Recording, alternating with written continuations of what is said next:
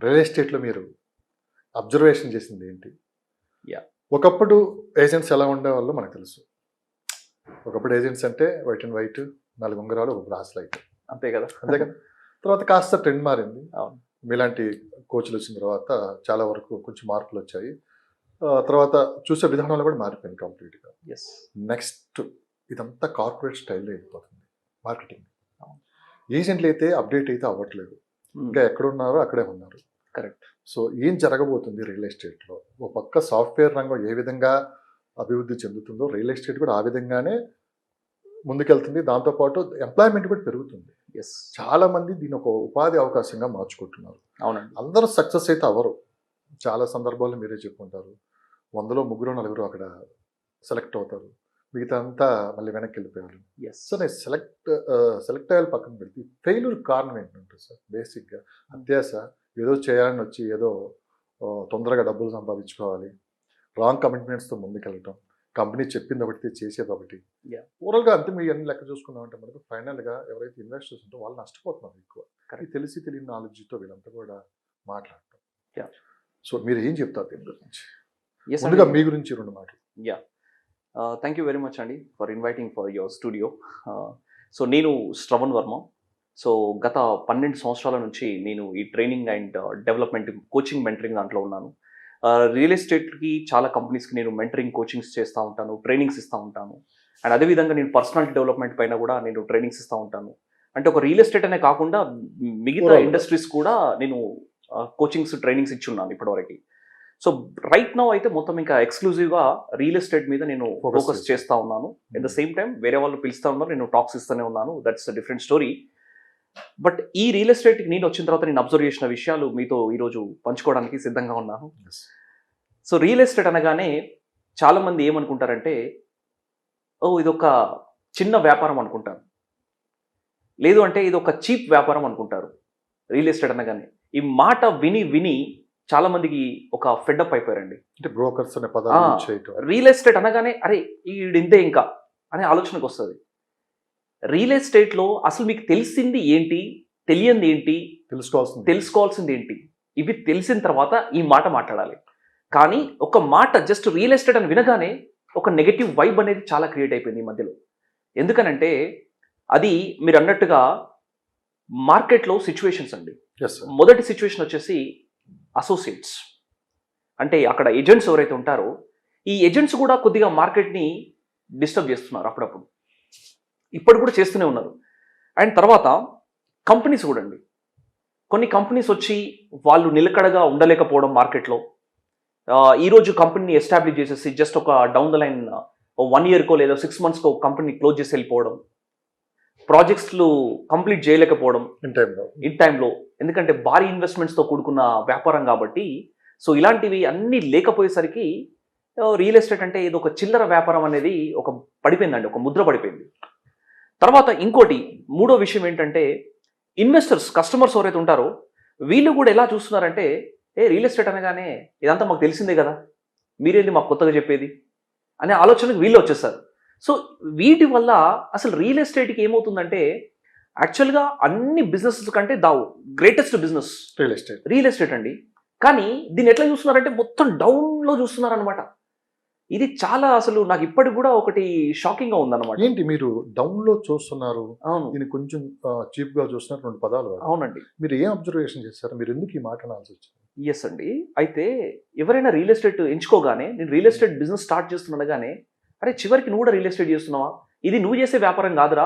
Real estate అంటే ఏదో అప్పట్లో ఒక కద్దరు బట్టలు వేసుకొని, కిల్లీలు తినుకుంటూ, బొట్లు పెట్టుకొని, బ్రాస్లెట్స్ పెట్టుకొని, రింగ్స్ పెట్టుకొని వాళ్ళు చేసే వ్యాపారం ఇది. నీవు ఇంత మంచి క్యాండిడేట్వి, నువ్వు ఇంత ప్రొఫెషనలిజం, అరే మన ఇంట్లో ఇలాంటి బిజినెస్ ఎవరు చేయలేదురా, నువ్వెందుకు చేస్తున్నావు అని చెప్పేసి ఇలాంటి మాటలు మాట్లాడాల్సి వస్తుంది. కాబట్టి ఇంకొకటి కూడా అబ్జర్వేషన్ చేశా. చెప్పండి. నేను ఒక జాబ్ చేస్తున్నా. అవును. జాబ్ అనగానే బేసిక్ ఏమడుతారు, మీ శాలరీ ఎంత, ఎక్కడ చేస్తున్నా అడుగుతారు. ఎస్. సాఫ్ట్వేర్ కంపెనీస్లో జాబ్ చేస్తున్నాం, శాలరీ ఎంత కన్ఫర్మ్ ఇదైతే అడుగుతారు ఎవరినైనా. మన ఫ్రెండ్స్ సర్కిల్ కానీ, ఫ్యామిలీ మెంబర్స్ కానీ, రిలేటివ్స్ ఎవరిని అడిగినా కానీ. అవునండి. మరి ఏం పని లేదు, ఏ జాబ్ లేదు, ఏం చేస్తున్నారంటే చెప్పేది ఏంటంటే రియల్ ఎస్టేట్. దానికి ఎవరు ఏం అడగరు. ఇంకా వాటి రియల్ ఎస్టేట్ చేస్తున్నారు అంతేకాని ఇన్కమ్ ఎంత వస్తుంది, నీకు ఎంత వస్తుంది అక్కడ అనేది చెప్పి ఎవ్వరు అడగరు. చాలా మంది ఏంటంటే, అంటే అందరినీ తప్పు అంటలేదు, ఏదో ఒకటి చెప్పుకోవడానికి రియల్ ఎస్టేట్ చేస్తున్నాను చెప్పటం ఒక పెద్ద మైనస్ అని చెప్పుకోవచ్చు. అంటే నేను ఏదో ఒకటి చేస్తున్నాను చెప్పుకోవడానికి నేను రియల్ ఎస్టేట్ అంటే ఏమంటారు బేసిక్గా మనం చాలా ఎక్కువ ఆలోచిస్తాం రియల్ ఎస్టేట్ అంట మంచి ఇన్కమ్స్ ఉంటాయి దాంట్లో అని చెప్పి అందరిని అలా ఊహించుకోవడం కూడా తప్పే కదా. వాస్తవం యాక్చువల్గా అది అంటే రియల్ ఎస్టేట్లో మంచి ఇన్కమ్ ఉంటుంది Income చేసుకునే ఉంటుంది. వాళ్ళకి, కానీ అందరికి ఉండదు అది. అందరికి ఎందుకు ఉండదు అని అంటే అక్కడ కొన్ని రీజన్స్ ఉంటాయి. ద ఫస్ట్ రీజన్ ఈస్ ఆయన అసలు రియల్ ఎస్టేట్ ఎంచుకున్న తర్వాత అప్డేట్ అవుతున్నాడా, Yes. అసలు ప్రోడక్ట్ గురించి కరెక్ట్గా తెలుసుకుంటున్నాడా, అసలు ఒక ఇన్వెస్టర్ దగ్గరికి వెళ్ళినప్పుడు ఏమని మాట్లాడాలో అతను తెలుసా, అసలు ఏమని మాట్లాడకూడదో కూడా తెలుసా, ఆయన వేసుకున్న అటైర్ ఏదైతే ఉంటుందో అటైర్ ఎలా ఉండాలో తెలుసా అసలు. ఇలాంటివి తెలియకుండా నేను రియల్ ఎస్టేట్ చేస్తున్నాను చెప్తున్నారు, కానీ ఇలా చేయడం వల్ల కూడా మార్కెట్ ఖరాబ్ అవుతుందండి. ఇలాంటి వాళ్ళందరినీ చాలా కంపెనీస్ ఒక 10,000 15,000 ఇచ్చి తీసుకుంటున్నారు. ఎస్, బేసిక్ గా ఎంప్లాయ్మెంట్ అవును, తక్కువ శాలరీస్ తో అయిపోతుంది. అవును. వాళ్ళ పని ఏంటి బ్రోచెస్ పంచడమే కదా. ఇలా Yeah. మీకు చెప్పాను జనరల్ టాపిక్ లో ఎస్, వాళ్ళ పని ఏంటి రోడ్ మీద కూడా బ్రోచెస్ పంచడం, అందులో కాంటాక్ట్ నెంబర్ ఇస్తే ఎవరోసారి ఫోన్ చేయటం. సో ఎవరైనా ఫోన్ చేసి మాట్లాడలేదు అక్కడికక్కడ ఈ ఏజెంట్ ఎవరైతే ఉన్నారో వాళ్ళు అడిగినా వాళ్ళ సబ్జెక్ట్ తెలియదు. అవును, ఏదన్నా కానీ మళ్ళీ ఆ నెంబర్కి కాల్ చేయాలి, తర్వాత ఆఫీస్కి వెళ్ళాలి, ఆ తర్వాత ప్రోడక్ట్ అంతా చెక్ చేసుకోవాలి. ఇదంతా పెద్ద ప్రాసెస్. కరెక్ట్. సో పెంచి పోషిస్తే కూడా కొన్ని కంపెనీలు అనుకోవచ్చు కదా ఇది. ఎస్, అవునండి. ఎందుకంటే కంపెనీస్కి ఏం కావాలి, లీడ్ జనరేషన్ కావాలి.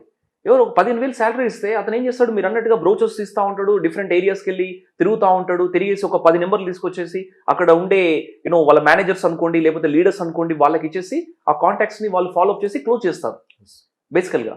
సో వాళ్ళకి వీళ్ళ అవసరం ఉంది కాబట్టి ఇలా మార్కెటింగ్ జరుగుతుంది. పరంగా ఓకే సార్, యా, ఎందుకంటే అది అందరూ మీరు నేను చేసి పని అదే. ఎస్, ఎందుకంటే మనకి ఇన్ఫర్మేషన్ గ్యాదర్ చేసుకోవడం అవును. important. కానీ ఇక్కడ అంతిమంగా నష్టపోతుంది కస్టమర్స్. అవునండి. ఎస్, ఎందుకు నష్టపోతారు వాళ్ళు అంటే, రైట్ పర్సన్ ని డే వన్ నే వాళ్ళు అప్రోచ్ అవ్వలేకపోతున్నారు అవును, అంటే ఏమంటారు మీరు? కరెక్ట్ అండి. ఇప్పుడు ఏదో వాళ్ళకి తెలుసు అనుకోండి అండి, కొంచెం వేరేగా ఉంటుంది. తెలియదు అనుకోండి, తెలియనప్పుడే వాళ్ళు ఎక్కువ ఇబ్బందులు పడతా ఉంటారు. ఎవరు ఇన్వెస్టర్స్ అంటే ఎవరో ఒక పర్సన్ రోడ్ మీద కలవగానే డైరెక్ట్ వెళ్ళేసి ఆయనతో మాట్లాడేసి ఏదో చెప్పేసి అలా జరిగిపోయినాయి. కొన్ని మోసాలు జరిగినాయి చాలా ఉన్నాయి ఇప్పటివరకు. కంటే నేనేమంటున్నా అంటే అన్ని మోసాలు ఉండవు. అన్నీ ఉన్నాయి. అన్నీ ఉండవు, కొన్ని మాత్రం మోసాలు ఉంటాయి. ఆ మోసాలని వీళ్ళు గుర్తించాలి, అది తెలుసుకోవాలి అసలు ఏంది. ఎగ్జాక్ట్లీ పాయింట్కి వచ్చేసారు. Yes, sir. రియల్ ఎస్టేట్ రంగంలో చాలా మార్పులు వచ్చాయి. మీరు చూసిన 12 ఇయర్స్ నుంచి అవునండి. ఇప్పుడు ఇన్వెస్ట్ చేసే వాళ్ళు చాలా మంది ఉన్నారు. అందులో మిడిల్ క్లాస్ పీపుల్ 70% ఉన్నారు. కరెక్ట్ అండి. 30% మార్కెట్ అనేది అది ఎప్పటికీ నడుస్తూనే ఉంటుంది. Yes. ఎవరిని అప్రోచ్ ఎవరో వాళ్ళకి అన్ని డీటెయిల్స్ అని పక్కా చేతిలో పెట్టుకుని వాళ్ళు ట్రేడింగ్ బిజినెస్ స్టార్ట్ చేస్తారు బేసిక్గా. Yeah. ఈ 30% పీపుల్ ఎవరైతే ఉంటారు మిడిల్ క్లాస్ పీపుల్, సరైన ఇన్ఫర్మేషన్ లేక సరైన గైడ్లైన్స్ లేక ఎలాంటి ఏజెంట్ని మీట్ అవ్వాలి, ఎలాంటి ఏజెంట్ని నమ్మాలి, ఆ ఏజెంట్ దగ్గర నుంచి మనం ఎలాంటి ఇన్ఫర్మేషన్ తీసుకోవాలి తెలియక చాలా మంది ఇక్కడే మోసపోతున్నారంటే మీరు ఏమంటారు? ఎస్ అండి. ఫస్ట్ అసోసియేట్ అసలు ఆయన ఎక్కడి నుంచి వచ్చాడు, ఆయన ఎవరు, ఆయన ఇంతకుముందు ఎవరెవరికి ప్లాట్స్ ఇచ్చున్నారు లేదంటే ఫ్లాట్స్ ఇచ్చున్నాడు, ప్రాపర్టీ ఎవరికి ఇచ్చారు అనేది కొంచెం టెస్టిమోనియల్స్ తెలుసుకోవాలి అతని గురించి. ఇమీడియట్గా ఒకరు కనబడగానే లేదా ఆన్లైన్లో కనబడమో లేకపోతే ఆఫ్లైన్లో కనబడమో ఏదో జరిగిన తర్వాత ఈయన జస్ట్ బ్లైండ్గా నమ్మేశారు అనుకోండి, అప్పుడు 100% మీరు అన్నట్టుగా మోసానికి గురవుతూ ఉంటారు. ఫస్ట్ ఆయన గురించి బ్యాక్గ్రౌండ్ తెలుసుకోవాలి. హూ ఇస్ దట్ పర్సన్, ఆయన ఎక్కడి నుంచి వచ్చారు, ఆయన కథ ఏంది, అసలు ఏ కంపెనీకి చేస్తున్నారు, ఈ కంపెనీలో ఎన్ని సంవత్సరాల నుంచి చేస్తున్నారు, ఇవన్నీ తెలియకుండా అసలు డైరెక్ట్గా మనం ఆయన బిలీవ్ చేసి ముందుకెళ్తే ఈ 70% ఏదైతే మీరు సామాన్యులు అన్నారు కదా, వీళ్ళు మోసానికి గురవుతూ ఉంటారు. ఈ సామాన్యులు ఎక్కువ మోసానికి గురవుతూ ఉంటారు జనరల్గా. ఈ మార్కెట్లో జరుగుతుంది ఇదే. సో వీళ్ళు ఏం చేస్తారంటే వీళ్ళ దగ్గర కూడా ఒక తప్పు ఉందండి. ఎవరి దగ్గర? ఇన్వెస్టర్స్ దగ్గర. ఈ వీళ్ళు రైట్ పర్ఫెక్ట్ చెప్పారండి. వీళ్ళు ఎంతసేపు ఆఫర్స్ స్కీమ్స్ వీటి వెనుక పరిగెడతా ఉంటారు. వీటి వెనుక పరిగెడతా ఉంటే డెఫినెట్గా ఆ పరుగు అనేది అది పడిపోవడానికే కానీ అది ఎదగడానికి కాదు ఆ పరుగు అనేది. సో ఈ విషయాన్ని సామాన్యులు ప్రతి ఒక్కరు అర్థం చేసుకోవాలని గట్టిగా చెప్తున్నానండి నేను.